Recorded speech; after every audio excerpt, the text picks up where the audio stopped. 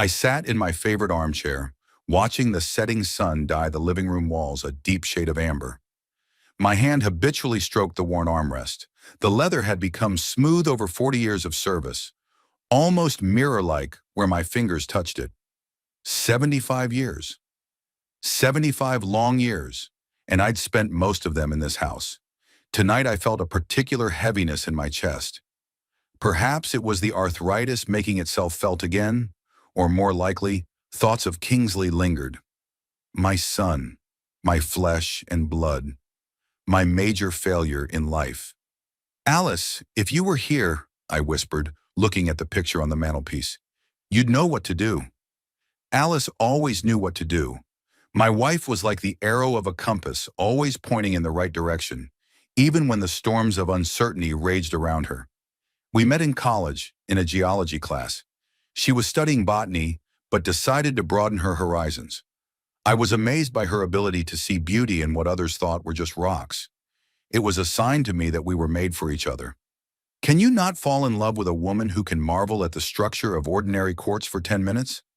I often joked at family gatherings. Alice laughed and squeezed my hand tightly. She'd been gone 15 years. Pancreatic cancer, relentless and swift. Before I even realized what was happening, she was gone. And since then, our son has been off the rails. Kingsley's always been a difficult child, demanding, stubborn. Alice said he inherited my temper, but without the restraining power of my conscience. Maybe she was right. Maybe it was my own fault, working too much, rarely being home while he was growing up. But Alice and I were doing everything we could to give him a good education, a sure start in life. I rose from my chair, feeling my joints protesting the movement. My gaze slid over the shelving units that took up an entire wall. My mineral collection was the only thing that had brought me real pleasure since Alice's death. Each specimen had its own story, each one found in a special place. Many I had collected myself during expeditions when I worked as a geologist. I carefully picked up a piece of lapis lazuli, a deep blue with golden flecks of pyrite. It was a specimen we had found with Alice on our trip to Chile. I remembered her delighted exclamation when the sunlight first fell on the freshly chipped stone, making it shine like a piece of starry sky. A phone call snapped me out of my memories. I took my time answering it at my age. You don't expect urgent calls anymore, except for bad news. On the fifth ring, I picked up the phone. Dad, it's me. Kingsley's voice sounded tense. Hello, son, I answered, sitting back in my chair. Is something wrong? What makes you think something's wrong? There was a defensive tone in his voice.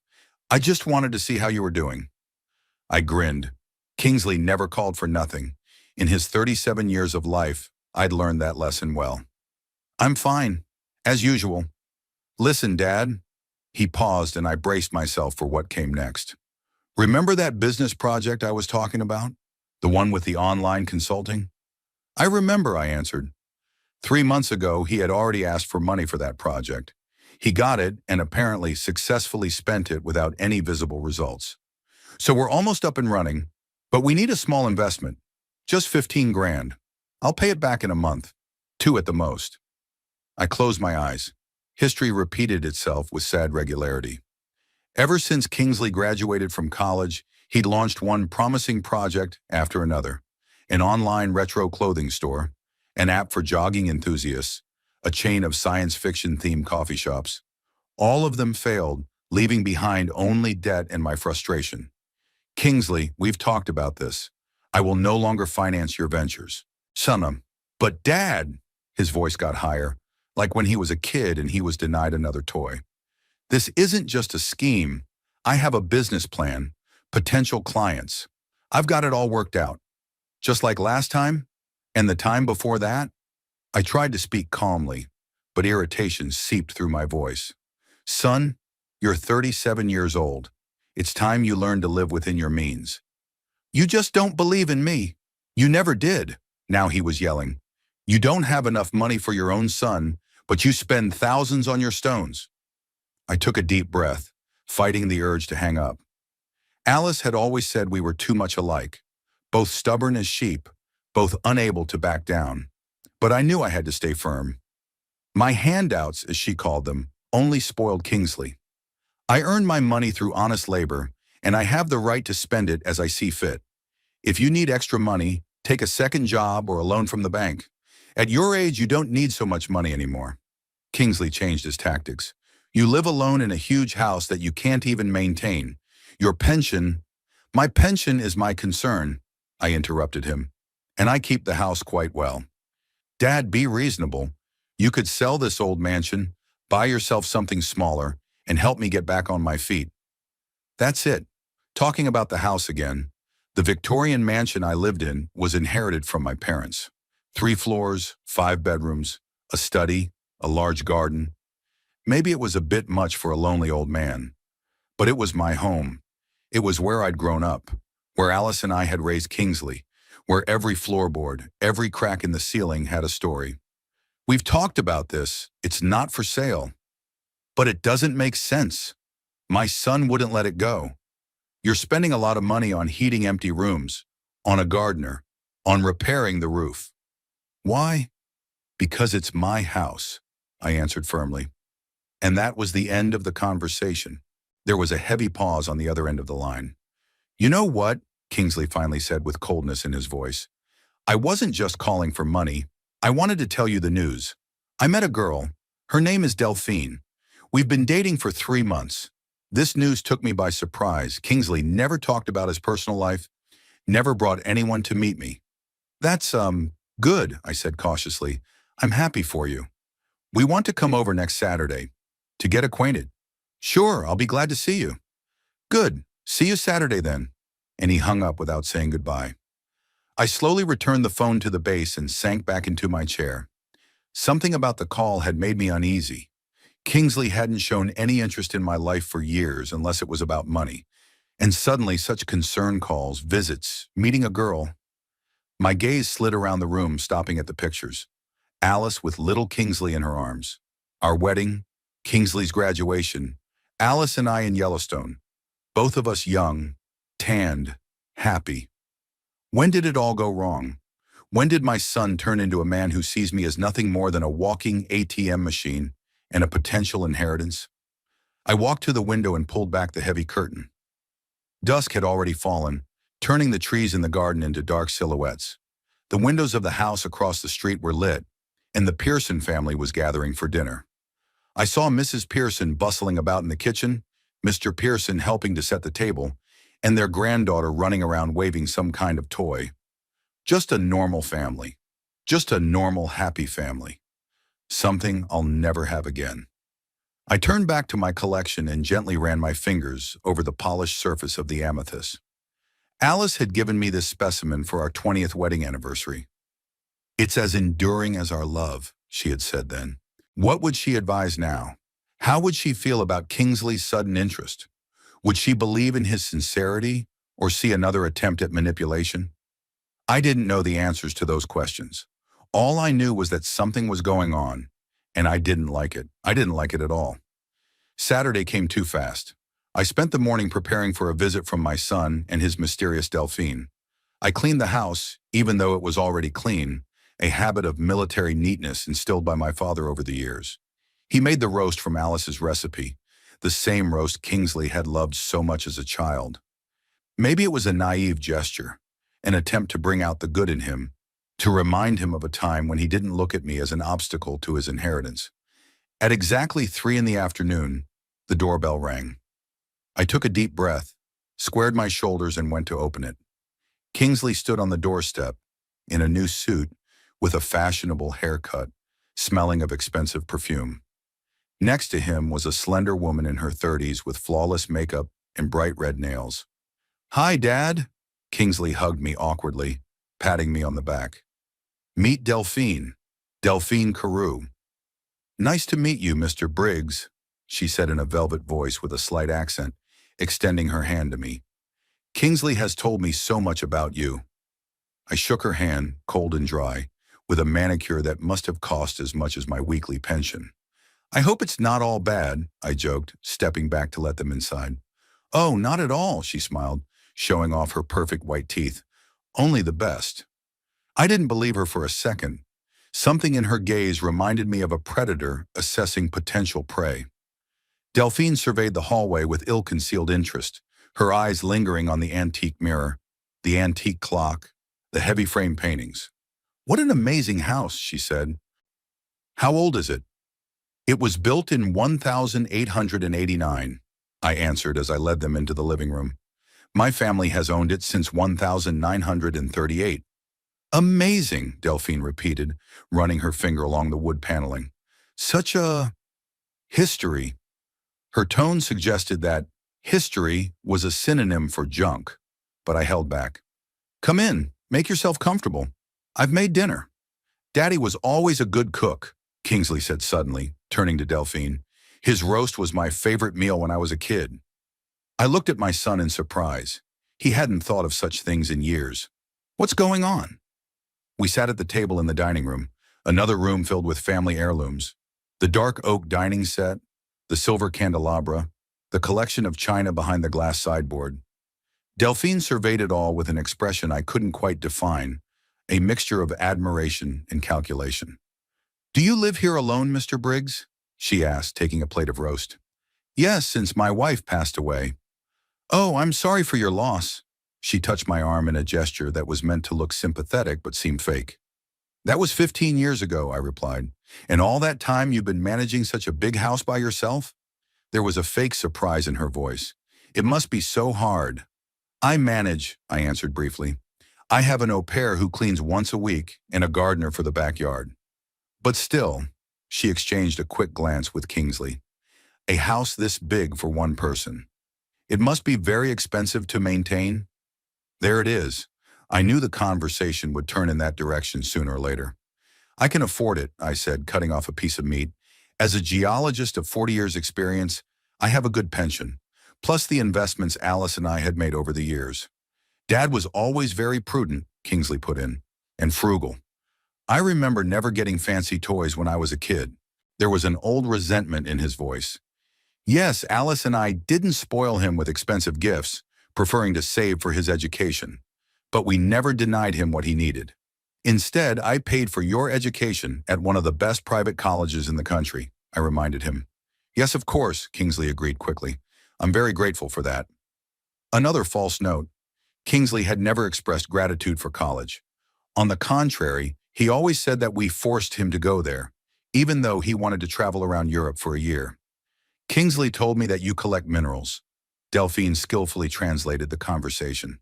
"It's so unusual." I nodded. "A professional habit. When you spend a lifetime studying rocks, you begin to see not only their scientific value, but also their aesthetic value." "May I see your collection?" I hesitated.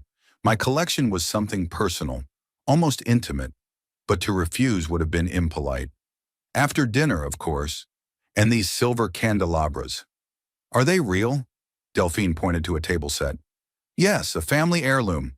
19th century, made in Boston." "Amazing," she said. "I love antiques. They have so much soul. You know, I work in a modern art gallery, but I've always appreciated antiques." "You have?" I took a sip of wine. "And what gallery, if it's no secret?" Delphine hesitated for a moment. "Oh, it's a small private gallery downtown. Eclectic. Perhaps you haven't heard of it."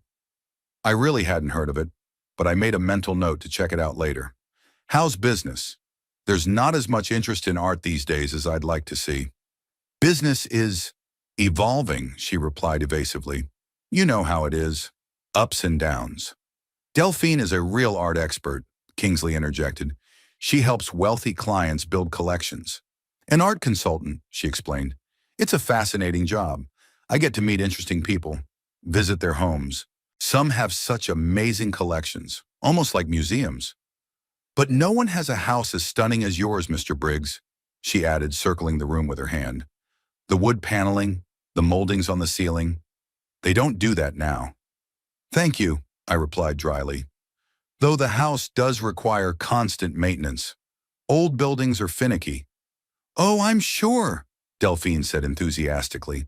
"All those leaks, creaky floorboards, outdated wiring. It must be hard for you." "I'm coping," I repeated, starting to get annoyed.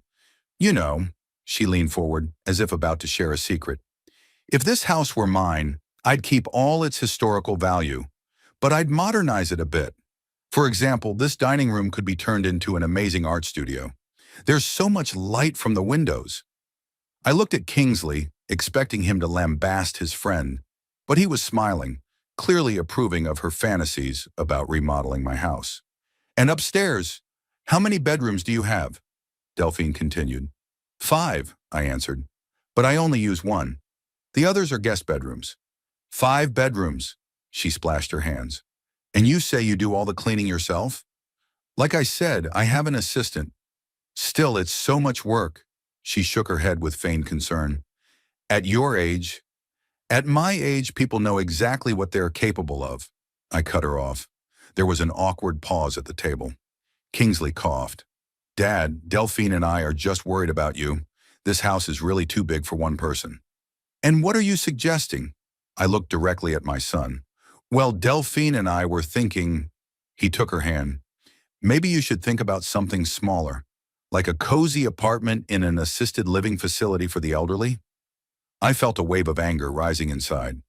A nursing home? Are you suggesting I move into a nursing home? Not a nursing home, Kingsley quickly objected. Safforn. They're modern facilities with medical care, entertainment, people your age. People my age, I repeated. You mean old and infirm? Ezra, Delphine suddenly switched to you. Kingsley and I just want the best for you. Maintaining such a large house is not only physically demanding, but financially as well. Think of all the money you could save. I slowly set aside my fork and knife. What happens to the house if I move? I asked, even though I knew the answer perfectly well. Well, Kingsley and Delphine exchanged glances again.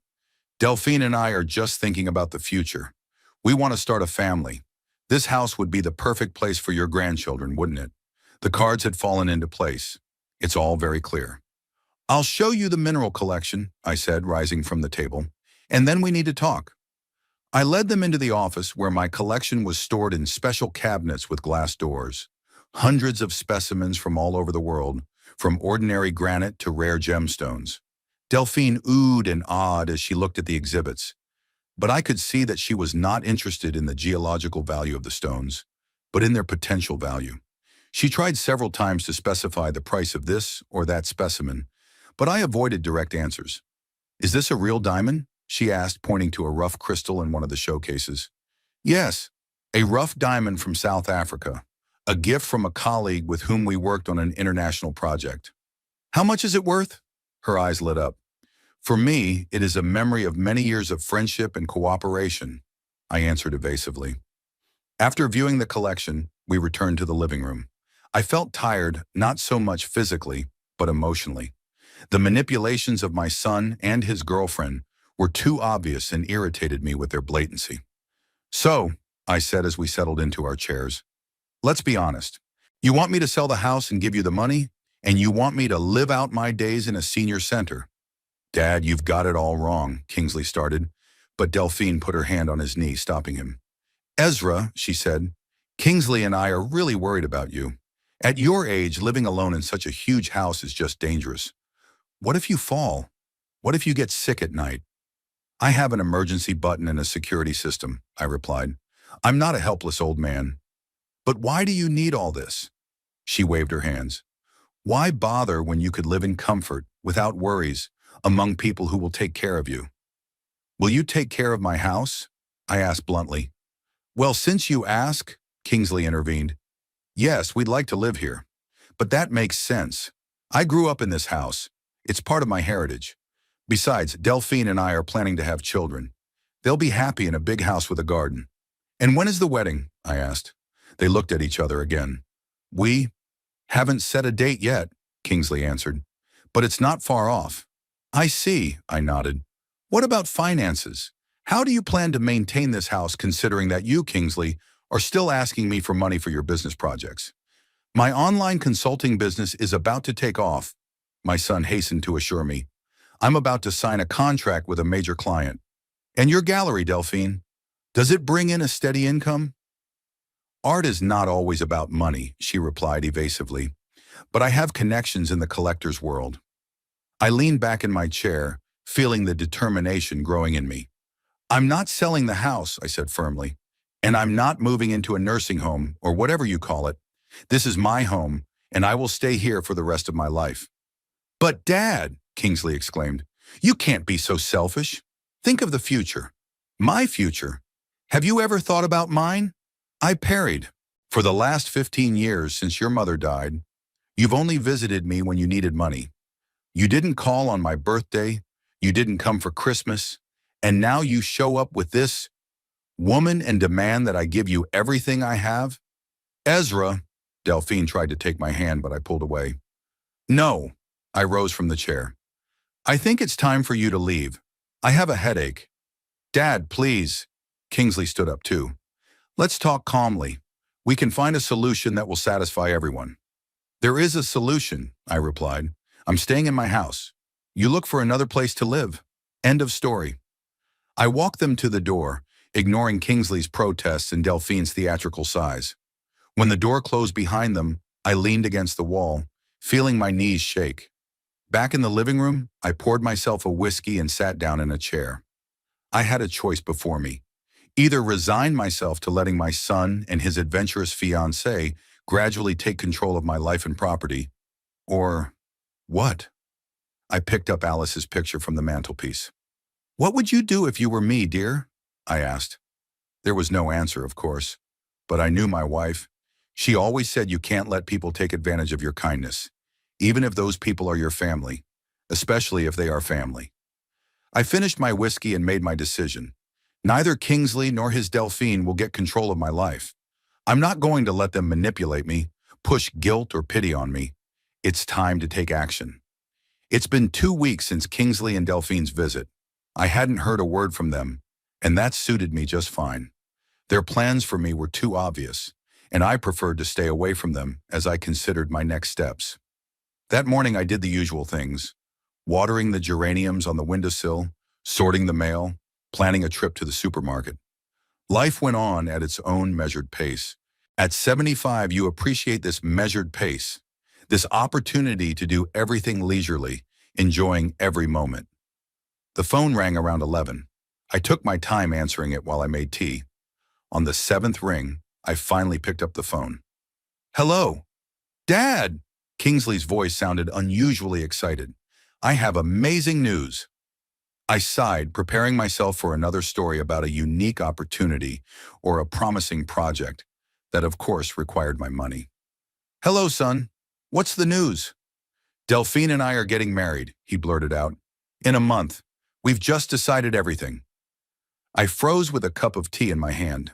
It was unexpected. Despite their hints during their last visit, I didn't think they'd actually decide to get married so quickly. Congratulations, I said cautiously. It's a big step. The biggest step of my life, Dad. There was something like genuine joy in his voice, but I'd long ago forgotten how to trust my son's emotions. Too often they turned out to be a well-crafted game. And when exactly is the wedding? The 25th. A small ceremony. Just the closest people. You're invited, of course. Thank you. I'll try to be there, I said, even though I knew I wouldn't be here by then. But that's not all, Dad, Kingsley continued. Delphine and I have talked it over. After the wedding, we're moving in with you. I almost choked on my tea. I'm sorry, what? We're moving into your house, he repeated in a tone of voice that was unapologetic. Look, Dad, we've talked about this. It's hard for you to be alone in a big house like this. And Delphine and I want a family. It's the perfect solution. Perfect for who? I asked. Because it's definitely not for me. Come on, Dad. Kingsley was beginning to lose his patience. You can't be so selfish. The house is too big for you, and we all know it. And I have my family's future to think about. And where in your plans is there room for me? I clenched the phone receiver. Shiri, or are you suggesting I move out? There was a pause on the other end of the line. Then Kingsley coughed. Actually, yes. Delphine and I think you'd be much more comfortable in a specialized complex for the elderly. You'll be taken care of there. You'll have medical care, companionship. I've already said I'm not going to move to a nursing home, I said. It's not a nursing home, Kingsley said indignantly. It's a modern apartment complex with services. Delphine had already found a great option. Sun Terraces. There are small but very cozy apartments there, and they have everything you need. dining room, nurse's station, recreation room. So you've already found a place for me? Without even asking my opinion? We care about you. Kingsley's voice was accusatory, which is more than can be said for your attitude towards me. You've always been like that, only thinking about yourself. I took a deep breath, trying to stay calm. What are you talking about, Kingsley? My whole life, he was almost shouting now. You were always busy with your work, your precious stones. You never had time for my school competitions, for my interests. You always thought that money could replace attention and love. These accusations were unfair, and he knew it. Yes, I worked hard when he was a kid, but I never missed an important event in his life. I was always at school assemblies, his graduations, his competitions, and it wasn't about money. Alice and I just wanted to give him the best. That's not true, and you know it, I replied calmly. It is, Kingsley continued to rage.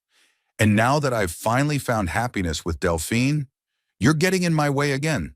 A selfish old man who clings to a house he doesn't need. Kingsley, I tried to keep my voice steady. I'm not going to argue with you. You're an adult, and if you're still blaming your parents for your failures, that's your problem, not mine. Shiktum, what do failures have to do with it? He was indignant. I'm doing great. I'm marrying a beautiful woman. I have a promising business. The same business for which you asked me for money a month ago? I asked. And 3 months ago? And 6 months ago? The business that is not making any profit? You just don't understand. Kingsley exploded again. Startups take time and investment, but you don't understand you've worked in the same place your whole life, like a robot. I closed my eyes, feeling the fatigue come over me. This conversation was going nowhere. Kingsley hadn't heard me, like he hadn't heard me in years. Anyway, he continued more calmly, the decision has been made. Delphine and I are moving into the house after the wedding. I've already arranged with a realtor to find you an apartment in Sun Terraces. They're rarely available, so you have to book early. You've made arrangements with a realtor? I asked slowly. About my move? Yes, Dad. His voice was now patiently condescending, as if he were explaining something to an uncomprehending child. It's for your own good. Sun Terraces is a great place. They'll look after you, cook your meals, make sure you're healthy. And who will pay for this paradise on earth? I asked. Well, Kingsley hesitated. We thought you could use the money from selling some of your mineral collection. Delphine says there are some very valuable specimens in there. You can't take them all into a small apartment anyway. That's it. They've already planned my move and the sale of my stuff. And the house? I asked. Who's going to pay for its upkeep? Taxes, insurance, repairs? We'll manage, Kingsley answered quickly. Delphine can make an art studio in the house, take clients, and my business is about to boom.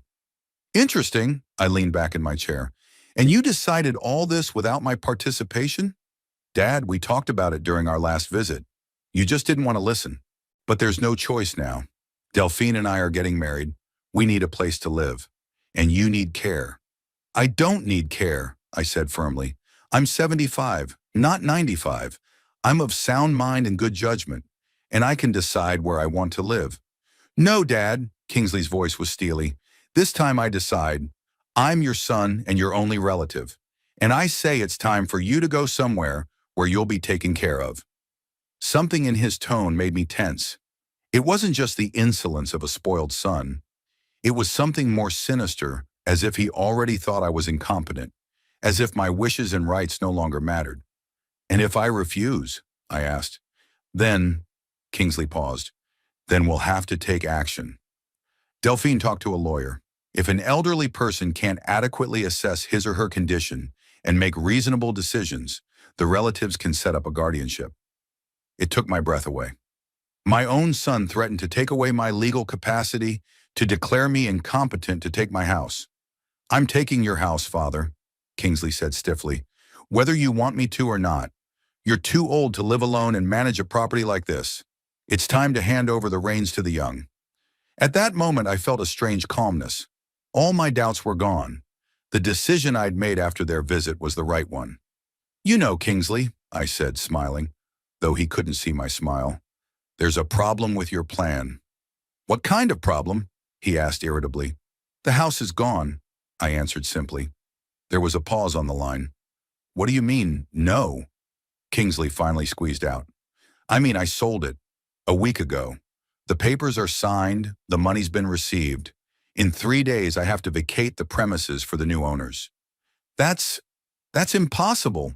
Kingsley sounded genuinely shocked. You couldn't sell the house. It's our family legacy. My family legacy, I corrected him. Sure, which I have the right to dispose of as I see fit. But you can't, he began to choke with anger. You can't just sell the house. What about me? What about our plans? Your plans, I replied calmly.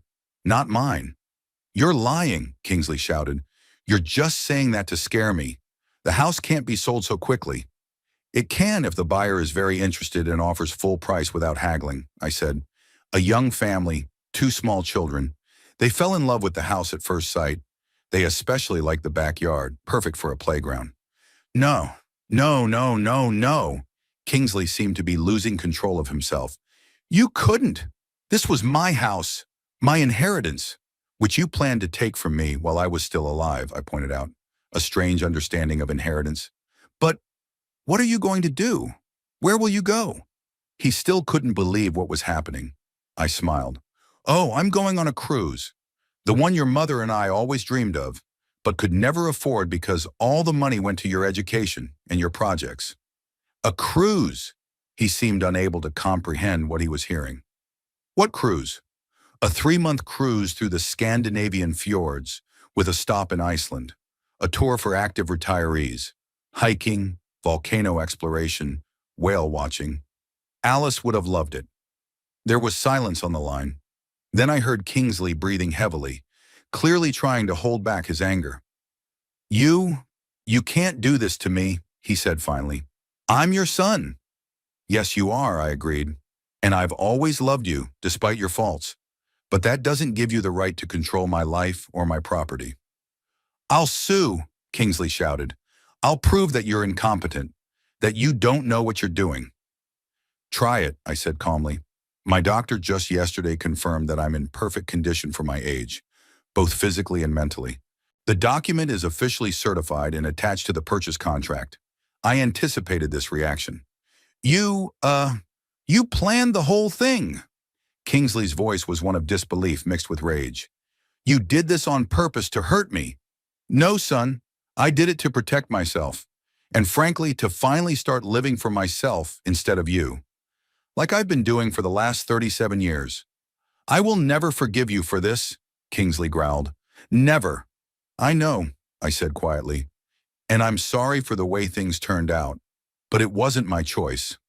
Where are you? Kingsley asked suddenly. I'll be right there. No, I said firmly. We have nothing more to talk about. Goodbye, son. I wish you happiness with Delphine. Don't you hang up on me, Kingsley screamed. Don't you dare! I hung up the phone, cutting off his stream of threats and accusations. My heart was pounding, my hands were shaking slightly, but I felt surprisingly calm. I had done what I had to do, and for the first time in years, I felt truly free. The phone rang again, but I didn't answer it. Instead, I stood up, walked to the window, and looked out at my garden, flooded with sunlight. I would miss this house, every corner of it, but I didn't regret my decision. The house was just a building, and the real values, the memories, the experiences, the feelings, I would take with me. After talking to Kingsley, I made the final preparations before I left. With only 3 days to go before the house was handed over to its new owners, there was a lot of work to do. Boxes filled the living room, bedroom, and even part of the kitchen. Unpacking and unpacking decades of accumulated belongings was more difficult than I had anticipated. The morning began with sorting through the books in the study.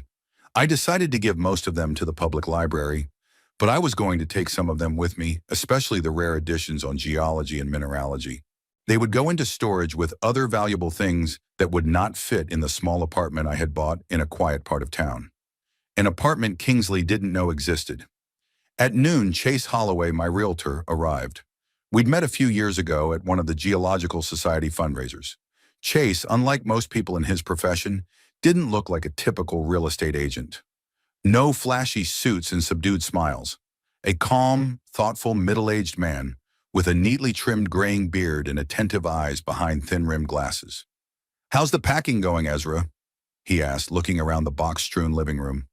"Slower than I'd like," I admitted. "It's amazing how much stuff accumulates in a lifetime." Chase nodded understandingly. "Moving is always harder than it looks at first, especially when the house is full of memories. Yes, everything evokes some kind of emotion." I picked up an old photo album from the chair. Here, for example, found it behind the bookcase. I'd forgotten it even existed, and there were pictures from my wedding to Alice, early 70s, all dressed up in these ridiculous outfits. "Are you taking them with you?" Sure. You don't leave stuff like that behind." Chase sat down on the edge of the couch, pulling a file folder out of a leather briefcase. "I brought the last of the paperwork for you to sign. After that, all the formalities will be completed, and all you have to do is hand over the keys to the new owners on Saturday." I took the folder and began to look through the documents. Even though I trusted Chase, the habit of checking everything myself was too strong. "You know, Ezra," Chase said as I studied the paperwork, "I've been in this business for 20 years, but I've rarely seen a house as soulful as yours. It's a credit not to me, but to my parents," I replied, not lifting my eyes from the papers. "They put their hearts into it, and you have continued their work. It's good that the house is in good hands." I looked up. "Do you think they'll really keep it looking like this? They're not going to rebuild it?" Chase shook his head. "No, they truly appreciate the historic value of the house. Mr. Elliott is a professor of architecture, specializing in the Victorian period.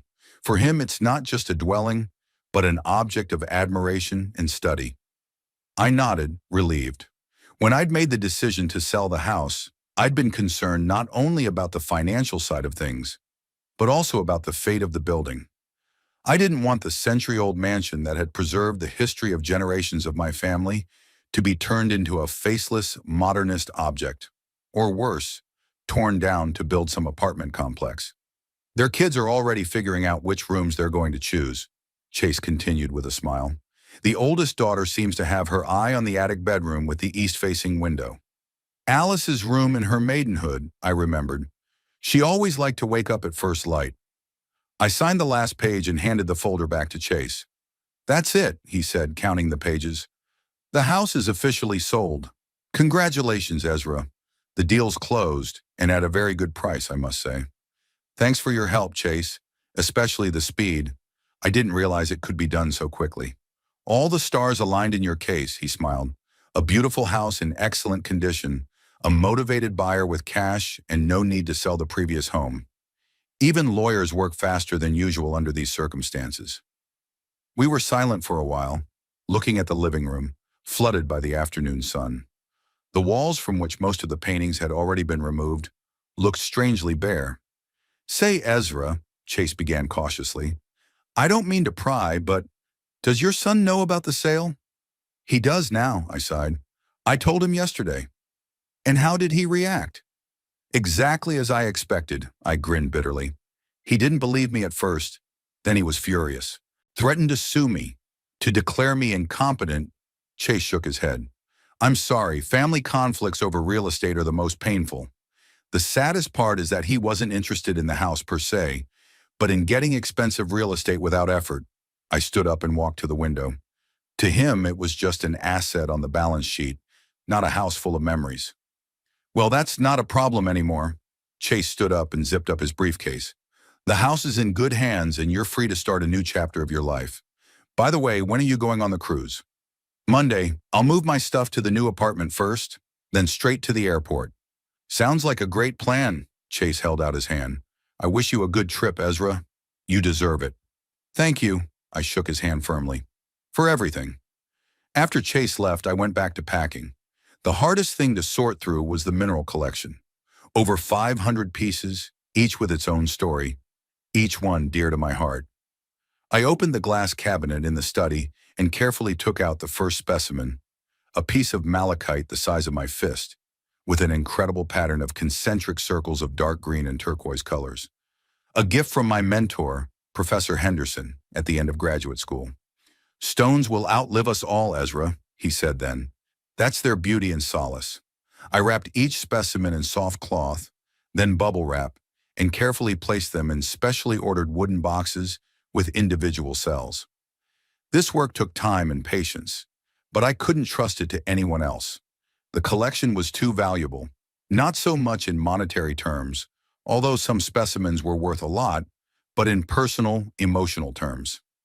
Here's a tourmaline from our first expedition with Alice to Brazil, an amethyst gemstone we found in Uruguay on our honeymoon, a Marion from the Urals, brought back from a joint expedition with Soviet geologists in the 70s. Each stone is a part of my life, my history. I was so absorbed in my work that I didn't immediately hear the doorbell ring. There was a messenger with an envelope on the doorstep. "Mr. Briggs?" he asked. "You have a letter from Mr. and Mrs. Elliot." I thanked the messenger and went back to the office and opened the envelope. Inside was a handwritten letter on expensive paper with an embossed logo. "Dear Mr. Briggs, we wanted to reiterate our sincere thanks for entrusting us with your home. We understand how hard it is to part with a place filled with family memories and promise to treat it with the respect it deserves. We look forward with excitement to the opportunity to be custodians of this architectural treasure. As I mentioned during our meeting, Victorian architecture is my professional passion, and the opportunity to not only study, but to live in such a beautiful example of the era is a real treat. We intend to preserve all the original elements of the house: moldings, parquet, fireplaces, stained glass windows. The only changes planned are the modernization of the engineering systems, and they will be done with the utmost care, without compromising the historic appearance of the building. Catherine and I would be very pleased if you could find time to visit us in the future. The door will always be open to you. Respectfully and gratefully, James and Catherine Elliott. Attached to the letter was a photograph, a happy young couple with 2 children, a girl of about 10 and a boy of about 5, all smiling for the camera against the backdrop of a blooming garden. I felt tears come to my eyes. This house deserved just such tenants, people who would appreciate its history, fill it with laughter and love, not like Kingsley and his Delphine, who saw it as an asset to be exploited or resold. I gently placed the letter on the table and returned to my collection. There were over 300 more specimens to pack, and time was short. But now I worked with a light heart, knowing that I had made the right decision. In the evening, when most of the collection was already packed, I allowed myself a brief pause. I sat in my favorite chair with a glass of whiskey and let the memories flow freely. I remembered the first time I saw the house. I was only 5 years old when my parents bought it from an elderly widow, Mrs. Henderson. I remembered my childhood room on the 3rd floor, overlooking the big maple tree in the yard, learning to ride his bike in the driveway, how bringing Alice here after our first date in college, nervous that she might find the house too old-fashioned, how preparing for Kingsley's birth, setting up the baby's room, picking out dinosaur wallpaper. So many memories. But memories aren't tied to walls and roofs, they live in the heart, and I'll take them with me wherever I go. Later that night, as I was finishing packing the last of the minerals, the phone rang. I glanced at the caller ID Kingsley. I decided not to answer it. Whatever he had to say could wait, or more likely never be said. I knew my son too well. An angry outburst was usually followed by clumsy attempts at manipulation, accusations, then complaints about his hard life, then hints about how parental help would make things better. No, that was over. It was time to start living my own life, without the constant guilt and obligations to a man who saw me only as a source of material goods. The phone stopped ringing, but almost immediately it rang again. This time I didn't even look at the screen. Instead, I walked over to the machine and simply unplugged it. The silence that followed seemed like a blessing. I went back to my rocks. I packed the most valuable specimens last, not by value, but by personal significance. A piece of obsidian from Yellowstone, where Alice and I had honeymooned. The rudal quartz I found on Kingsley's birthday. The amethyst druzy that Alice gave me for our last wedding anniversary, a month before she was diagnosed with cancer. After wrapping up the last sample, I closed the lid of the box and secured it with brass latches. Done. This part of my life was securely packed away, ready to be moved to a new location. And so was I. I looked around the nearly empty office. The bookshelves were gaping empty. There was only a lamp and a few documents on the desk, which were to be sorted out tomorrow. On the wall were light rectangles in place of the paintings that had been removed. It was a strange feeling to see a place that had been your home for so long gradually lose its individuality, return to its original state of an empty shell, ready to receive new tenants. But there was a beauty to it, a rightness to it. The circle was closing. I left the office, quietly shutting the door behind me. There were 2 more days of preparations for departure, but the most important thing was done. The house had found new owners worthy of its history. My collection was ready for transportation, and I was ready for a new chapter of my life. A chapter in which there would be no room for the toxic relationship with Kingsley, for the constant manipulation and financial demands, for feeling used and unappreciated. For the first time in a long time, I felt truly free, and that freedom was worth parting with the home I loved so much. The next morning I woke up to the sound of rain drumming on the roof. Perfect weather for reflection and quiet work. I planned to spend the day sorting through personal papers, letters, documents, photos. I needed to decide what to take with me on the cruise, what to send to storage, and what to just throw away. After breakfast, I sat at the dining room table with old albums and boxes of documents spread out in front of me. The work progressed slowly. Each photo, each letter evoked memories, making me distracted and immersed in the past. Here was a university diploma. Here was Kingsley's birth certificate. Here were old postcards from my parents, written during their trip to Europe. I didn't notice how the hours flew by. The rain had intensified into a torrential downpour, and I was still at the beginning of my journey. The sharp ringing of the doorbell snapped me out of my reverie. I wasn't expecting visitors, and I didn't want to be distracted. It might be a delivery man or a neighbor. Deciding to ignore the bell, I continued my work. But the call came again, insistently, at length. And then there was a knock at the door. "Daddy, I know you're home. Open up." Kingsley's voice, harsh and demanding. I sighed. Surely he couldn't just accept the situation and leave me alone. The bell rang again, now continuously, as if someone had pressed the button and wouldn't let go. I got up slowly and headed for the front door. No need to make a scene in front of the neighbors. When I opened the door, I saw Kingsley and Delphine, drenched in rain. From the look of them, they'd arrived in a hurry. Kingsley had no umbrella, his jacket unzipped, his hair sticking to his forehead. Delphine stood a little farther back, bundled up in a thin raincoat, a look of annoyance on her face. "Come in," I said, backing away from the door. There was no reason to stand in the rain. They literally burst into the hallway. Kingsley immediately looked around, as if expecting to see proof that I'd lied about selling the house. "So it's true?" he blurted out, pointing at the boxes that filled the hallway. "You really sold the house?" "Like I said on the phone, yes," I replied calmly. "The papers are signed. The money has been received. I'm handing over the keys to the new owners on Saturday." "You can't do that," Kingsley was almost shouting. It's illegal." "Selling your own house is legal," I pointed out, "especially when it's in my name alone." "You knew we were planning to live here," Kingsley continued to rage. "You did it out of spite to hurt us." I shook my head. "I did it because it was the right decision for me. The house is too big for one person, as you never tired of reminding me, and I really need money for traveling." Delphine finally died down and stepped forward. "Ezra," she said, trying to speak softly, "we understand that you're upset about what we said about moving, but selling the house is too drastic a decision. Maybe it's not too late to call it off." "I'm afraid it's too late," I replied. "The deal is finalized, all the documents are signed and certified. The house is legally owned by the Elliott family." "Who are the Elliots?" Kingsley hissed. "I've never heard of them." "James Elliott is a professor of architecture at the university. His wife Catherine is a pediatrician. They have 2 children. Very nice family." "And how much did they pay?" Kingsley asked demandingly. "That's none of your business," I replied calmly. "It is my business." He stepped toward me, fists clenched. "You sold my inheritance." "The house wasn't your inheritance," I said firmly. "It was my property to dispose of as I saw fit." "I am your son," Kingsley was almost shouting. "Your only child. Everything you have should have gone to me. Should have? I raised an eyebrow. That's an interesting way of putting it. You think you're entitled to my property while I'm still alive? You're just getting back at me. He slammed his fist against the wall, making the painting hanging next to it shake. You've always been a cruel and cold father.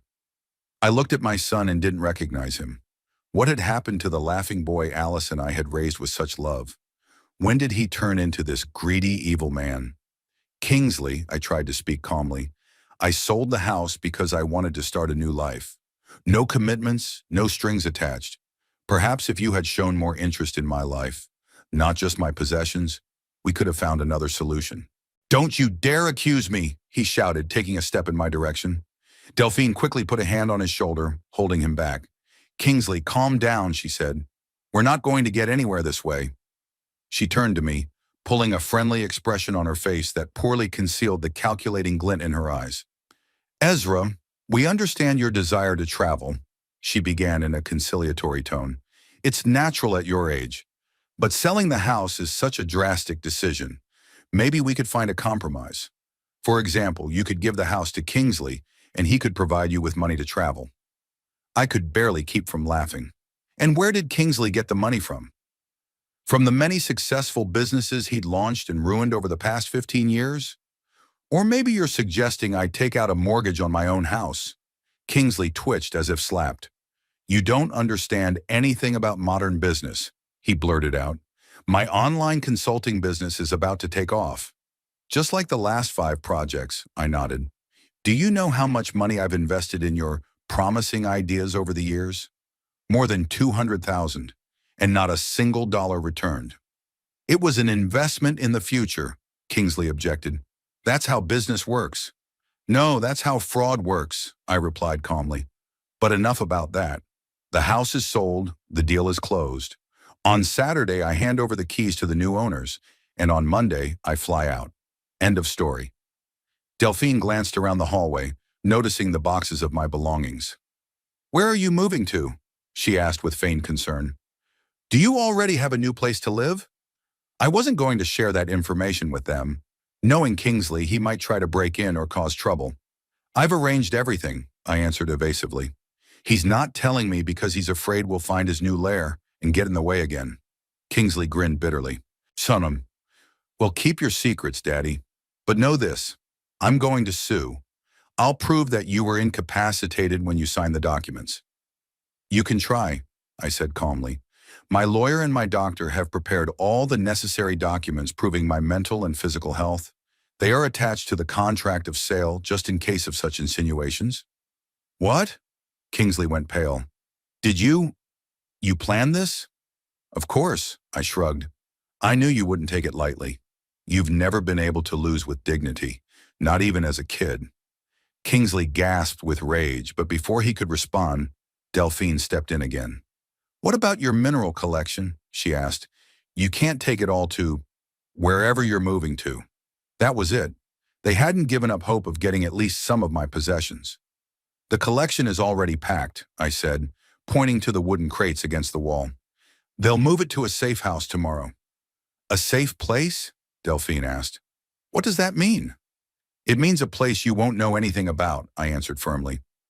Kingsley suddenly rushed over to one of the crates and tried to open it. The lid was fastened, and he failed. Kingsley! Delphine exclaimed, clearly shocked by this behavior.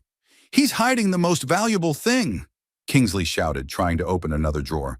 He's going to sell everything, and we'll get nothing. I stepped forward, grabbing his arm. Enough, I said quietly but firmly.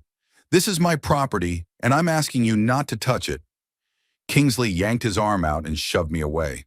I lost my balance and fell, hitting my thigh on the edge of the box. Kingsley! Delphine rushed over to me, helping me up. What are you doing? He stole everything from me. Kingsley was really hysterical. Everything that was supposed to be mine. I stood up, feeling the pain in my hip, but trying not to show weakness. You'd better leave, I said calmly. Both of you, immediately. Or what? Kingsley asked defiantly. Call the police? On your own son? If I have to, yes, I answered, looking him straight in the eye. I won't tolerate violence in my house, not even from you. Delphine stepped in again.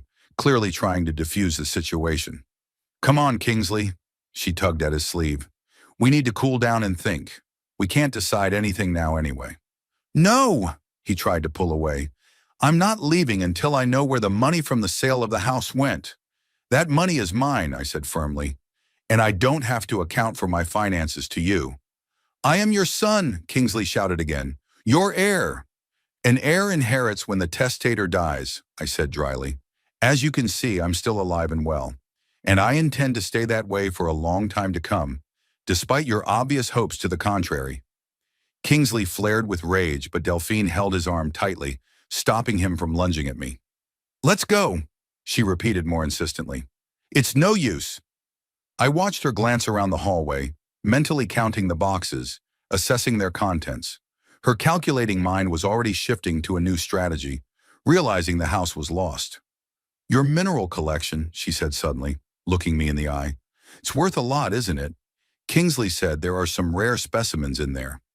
They're priceless to me, I answered. Their material value is secondary. But if you decided to sell some of the specimens, she paused. I could help. I have contacts among collectors. So that's where the wind is blowing. Collecting as a backup. I appreciate the offer, but I don't plan to sell anything, I said firmly. Don't listen to her, Kingsley snapped at me. She's just trying to gain my trust so she can get your stones, just like she got me for money in a house. A look of genuine shock appeared on Delphine's face. What are you saying, Kingsley? She exclaimed. I love you. You do? He laughed bitterly. And I thought you loved my prospects, my potential, my status as sole heir. I watched the scene in silence, realizing that the relationship between them was cracking under the pressure of disappointment and unfulfilled hopes of easy wealth. You said yourself that the house would be ours? Delphine exclaimed, backing away from Kingsley. You promised that we would live here after the wedding, that your father would move in and we'd make this place our home. I thought I could convince him, Kingsley shouted. I didn't know he was such a traitor. A traitor? I asked quietly. For disposing of his property? For deciding to live for himself after 75 years of working and caring for others? You should have taken care of my future, Kingsley repeated stubbornly. I took care of your future for 37 years, I replied. I paid for your education, your housing, your many business ventures. I was there for you when you divorced your first wife. I gave you money when you were broke. But there's a limit to everything. It's time you learn to stand on your own 2 feet. Delphine looked at Kingsley with an expression that was a mixture of shock, disappointment, and growing doubt. You said your business was almost profitable, she said slowly. You said you only needed a little time. It is, Kingsley exclaimed. A few more months and the money will flow. Like last time, she asked quietly. And the time before that? I could see reality slowly creeping into her mind. Kingsley had seduced her not with his personality, but with the prospect of a rich inheritance. Now that those prospects were gone, she saw him for what he was, a grown man, unable to take care of himself, living on illusions and dreams of easy wealth. I think you both should leave, I said firmly. I have to finish packing. The movers are coming tomorrow to pick up the collection, and on Saturday I'm handing over the keys to the new owners. This isn't over, Kingsley said threateningly. I'll sue. I'll prove you were incapacitated. Do what you want, I said calmly. But I want you to know that your threats only confirm the correctness of my decision. I don't want to deal with a man who threatens his own father with a lawsuit over property. Delphine pulled Kingsley toward the door. Come on, we need to talk, she said in a strained voice. Alone. Kingsley let her lead her away, but turned around on the threshold. You're going to regret this, father, he said grimly. When you're alone, with no home, no money, no family, you'll regret it. I already have, I said quietly. I wish I'd done it sooner. Goodbye, Kingsley. I closed the door behind them and leaned against the wall, my legs shaking from the stress I'd been under. My hips still hurt from the fall, but the physical pain was nothing compared to the mental pain. I realized that I had just lost my son for good, or rather, the man who had once been my son. Because the Kingsley I had known and loved was long gone, giving way to this greedy, selfish stranger. Through the window, I could see them arguing in the driveway. Delphine was gesticulating vigorously, clearly asking unpleasant questions. Kingsley waved her off, his posture defensive. Finally, they got into the car, but even through the closed door, I could hear them continuing to argue. As the car moved off, I realized that I would probably never see either of them again. And the strange thing was, the thought didn't cause regret, only relief. I went back to the table, where the photos and documents were still spread out. I picked up an old picture Kingsley at 5, laughing, ice cream on his chin. Next to it, Alice and I, young, happy. We did the best we could, didn't we? I asked the photograph of my late wife. We loved him, raised him, taught him goodness. Where did we go wrong? There was no answer, of course. Perhaps we did go wrong somewhere. Or perhaps some people just choose their own path, despite the upbringing and values they tried to instill in them. Either way, the time for regrets was over. A new life was ahead, without a home that had become too much of a burden, without a son who had become a stranger, but with the hope of peace and fulfillment. The sea air filled my lungs as I stepped onto the deck of the cruise ship Norway. The early morning sea was calm, almost mirror-like, reflecting the pale pink sky. I wrapped my wool cardigan tighter. Even in the northern latitudes, it was cool even in summer, and especially at dawn. It had been 10 days since I'd left Minneapolis. 10 days of a new life, without a house that had become too heavy a burden of memories, without Kingsley's toxic presence, without the constant tension and anticipation of another demand for money or help. I leaned against the handrail, watching the vague outlines of the coast appear on the horizon in the distance. Iceland, the land of ice and fire, the place Alice and I had dreamed of our entire lives together, but had never been able to visit. Alice, if only you could see it, I whispered, turning to the ghost of my wife, who seemed to always be with me. Exactly as we'd imagined, wild, stark beauty. Talking to spirits, a friendly voice with a slight accent sounded nearby. I turned around and saw Ingrid Thorson, my new acquaintance, whom I had befriended during the first days of the cruise. A 70-year-old widow from Norway, she had worked as a marine biologist and traveled halfway around the world studying whales. Now retired, she was traveling for pleasure, enjoying the freedom she had so long put off for her career and family. With my wife, I answered honestly. We had always dreamed of seeing Iceland together. Ingrid nodded understandingly and stood beside me, leaning against the handrail. Her gray hair, gathered in a simple bun, was silvery in the morning light. She is with you, she said simply. In your memories, in your heart, in the way you look at the world through her eyes, noticing the details that would please her. I smiled. Ingrid understood such things. Like many on this ship, she had lived a long, full life, full of joys and losses. Most of the passengers on the Norwegian were over 60, retirees, widows and widowers, couples who had been together for 40 or 50 years. People who had experience and wisdom behind them, ready to share stories and listen to others without judgment. Are you going on the tour today? Ingrid asked, nodding toward the approaching shore. Of course, I answered. I wouldn't miss the volcanic caves for the world. Then I'll see you at breakfast, she smiled and headed toward the aft part of the ship, where a group of morning yoga enthusiasts usually gathered. I continued to watch the approaching shore. Black basalt cliffs, green mossy plains, the white cap of a glacier in the distance. A stark, primeval beauty. A place where the elements rule indiscriminately. At breakfast in the ship's main restaurant, I joined my usual company. Ingrid, the Bergman couple from Sweden, astronomy professor Hugo Fischer from Great Britain, and former opera singer Isabella Moreno from Spain.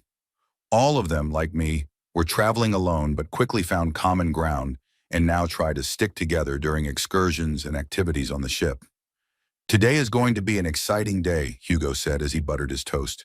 Lava caves, hot springs, and maybe the northern lights in the evening, if we're lucky with the weather. This time of year, I wondered. Anything is possible in Iceland, Ingrid smiled. I've been here in July and seen snowfall, and once in January it was so hot that the locals were swimming in the ocean. A land of contrasts, Isabella nodded. It's like life itself, isn't it? I pondered her words. Indeed, my life in recent weeks had been the epitome of contrast, from the routine of my old home to the uncertainty and freedom of travel, from the weight of obligation to my son, to the lightness of new acquaintances and experiences. After breakfast, I returned to the cabin to prepare for the excursion. The cozy space with the large panoramic window was my home for the next 3 months. I didn't spare any money for a cabin with a sea view. Waking up to the sound of the waves every morning and seeing the endless water was worth every penny spent. My phone beeped, announcing an email I had received. I rarely checked email while traveling, but the satellite internet on the ship was working steadily, so I decided to take a look. The email was from Chase, my realtor. Dear Ezra, I hope your trip is going great. I wanted to let you know that the Elliots moved in safely last weekend and are extremely happy with their purchase. They are planning a small housewarming party and asked me to tell you that they would love to see you when you return to town. I also think you will be interested to know that the condo you purchased is completely ready to move in. I've checked all the systems as you requested and made sure everything is working properly. Your belongings from the storage unit will be delivered upon your return as we agreed. One more piece of news that may interest you. According to reliable sources, your son and Miss Carew's wedding has been canceled. It seems that after the wedding was canceled, she returned to Chicago, where it appears she already has a husband.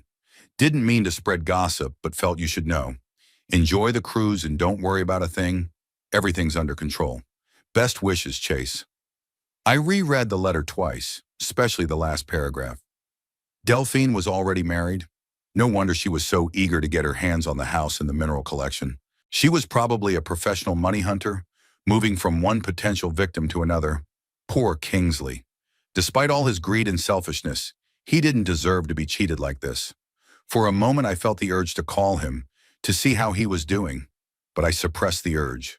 Our relationship had been torn too far apart, too many bitter words said on both sides. Kingsley needs to learn how to handle his problems on his own, without my interference or financial support. Maybe this experience will finally make him grow up. I wrote a short reply to Chase thanking him for the information and asking him to send my best wishes to the Elliots. I didn't mention the Kingsley news. Some topics are best left in the past. As I prepared to go ashore, I reflected on the contrast Isabella had mentioned. Iceland, with its volcanoes and glaciers, really reminded me of my present life. The bitterness of separation from my son and the sweetness of newfound freedom, longing for my old home and admiration for new horizons, loneliness and new friendships. The excursion was even more impressive than I expected. We descended into a lava cave formed thousands of years ago after a volcanic eruption. Inside, it was cool and damp. The walls cast all shades of black and burgundy. Our guide, a young Icelander with long hair gathered in a ponytail, talked about the geologic processes that formed these underground corridors. Lava flowed here at speeds of up to 30 kilometers per hour, he said, pointing to the frozen waves on the walls. Outside it cooled faster, forming a hard crust, but inside it kept flowing, creating these tunnels. I listened with professional interest, occasionally asking questions, which the guide answered with obvious pleasure, having discovered someone in the group who understood geologic terminology. You are well versed in volcanology, he remarked after a particularly detailed question I asked about the composition of the local basalts. I'm a geologist, I replied with a smile. I'm retired, but I still have a professional interest. So you have chosen the perfect place for your trip, the guide smiled broadly. Iceland is a paradise for geologists. I nodded, feeling a sudden rush of emotion. Alice would say the same thing. She had always dreamed of seeing the geysers and volcanoes of Iceland, endlessly studying guidebooks and scientific articles about this amazing island. Cancer took her too soon, preventing her from realizing that dream. Are you all right? Ingrid asked quietly, noticing my condition. Yes, I answered, wiping the unwanted moisture from my eyes. I just remembered my wife. She was a botanist, but she shared my love of geology. We planned to come here together when we retired. Ingrid silently squeezed my hand, expressing understanding without words. After the caves, we were taken to a geothermal area where jets of steam spurted out of the ground and small pools of mud gurgled in incredible colors, from gray-blue to bright orange. The smell of sulfur filled the air, making it seem unreal, as if we were on another planet. Look over there, Hugo pointed to a small geyser, which at that very moment spewed a column of hot water several meters high. What power! And precise, Isabella added. They erupt with the regularity of clockwork. I watched the geyser, thinking about how similar these natural phenomena are to human emotions. Outwardly calm, even serene, but inwardly bubbling, boiling, ready at any moment to burst out in an uncontrollable torrent. Wasn't that what happened to Kingsley when he found out the house was for sale? Isn't that what happens to me when I remember the last conversation I had with my son? The day flew by. After the geothermal area, we visited a waterfall plunging over 30 meters into a deep canyon surrounded by emerald green moss. Then there was a farm where Icelandic horses are raised, small but strong animals with thick manes, adapted to the harsh local climate. Toward evening, tired but satisfied, we returned to the ship. After dinner, our small company gathered in the observation salon on the upper deck. Huge floor-to-ceiling panoramic windows allowed us to watch the sea and sky from the cold wind. "What do you think of Iceland, Ezra?" Henrik Bergman asked, filling glasses with wine. "Did it live up to expectations?" "Exceeded," I answered sincerely. "I've read a lot about this place, seen pictures, but nothing compares to the real experience." "That's what traveling is all about," his wife Astrid nodded. "No book, no movie can convey the smells, sounds, sensations. You have to live it yourself. Like all of life," Isabella added quietly. "You can't live it according to someone else's script." Her words made me think. Wasn't that what I'd been trying to do for the past 15 years? Live by a script written by a sense of obligation to Kingsley, by social expectations, by habit? Selling the house and this cruise were the first steps to living from my own script, to realizing that even at 75, it's not too late to start over. "Look!" Hugo suddenly exclaimed, pointing out the window. "The northern lights!"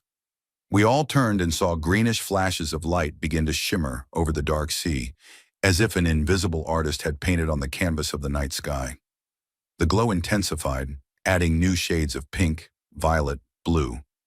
"Incredible," I whispered, mesmerized by the sight. "The locals call it the dance of the spirits," Ingrid said. "The northern lights are believed to be the souls of the dead communicating with the living." I stared at the shimmering lights and thought about Alice. Was she out there right now, among those ephemeral flashes? Did she see me finally realize our shared dream? "I'm so glad I lived to see this moment," I said quietly. "Sekonan." "We're all glad." Ingrid put her hand on my shoulder. "And there's so much more to come, Ezra. This is just the beginning." I nodded, feeling a strange mixture of emotions. Sadness at the thought of Alice not being there to share this moment. Longing for the son I would probably never see again. But also a deep, quiet happiness at the realization of my own freedom and the openness of the future. Later, back in the cabin, I sat down at a small desk and opened my laptop. I had started keeping a travel journal back on my first day on the ship, just to organize my thoughts. But now the habit had become an important part of my day. Day 10, Iceland. Today I finally saw the land of fire and ice that Alice and I had dreamed of for so long. The lava caves, the geysers, the waterfalls, everything was exactly as majestic and stark as we had imagined. I wish she could have seen it with her own eyes, but I felt her presence close by all day. Got an email from Chase. The house has been handed over to the new owners. They are happy and even want to throw a housewarming party with me in attendance when I get back. It's nice to know that the old house is in good hands, that it's appreciated not only as real estate, but as a piece of history. Kingsley and Delphine broke up. Turns out she was already married. Typical money hunter. Too bad for Kingsley, though his greed and selfishness ultimately led to this situation. Hopefully this will be a lesson to him. Make him grow up. Though who knows? At his age, people rarely change drastically. Sometimes I find myself missing him. Not the greedy, bitter man he'd become, but the little boy Alice and I loved so much. The teenager who, despite all the difficulties of transition, could still make us laugh with his jokes and delight us with unexpected acts of kindness. Where and when did we lose that boy? I may never know. Saw the northern lights today. Such ephemeral yet powerful beauty. Nature reminds us how small we are. But there is something comforting about it. Our problems, our losses are all just tiny blips in the endless stream of existence. My new company on the ship are interesting, wise people. They remind me that life doesn't end with retirement or the loss of loved ones. It just changes, like the landscape outside the train window. Tomorrow we're visiting a glacier. Alice has always wanted to see a real glacier. I'll take her picture with me. Let her see that beauty too, even if it's through my eyes. I closed the laptop and walked to the window. The night sea was calm, with only a slight ripple of moonlight disturbing its smooth surface. The northern lights were almost gone, with only faint flashes of greenish light flickering on the horizon. I thought about the contrast Isabella had spoken of bitterness and sweetness, about loss and gain, of the past and the future. I lost a son but found freedom, lost a home but gained a whole world to explore. I lost my life, but I gained new opportunities and new friends. Maybe that was the point, not to cling to the past, but to embrace change, no matter how painful. Not to let fear and a sense of duty dictate how to live out the remaining years, and never assume it's too late for anything.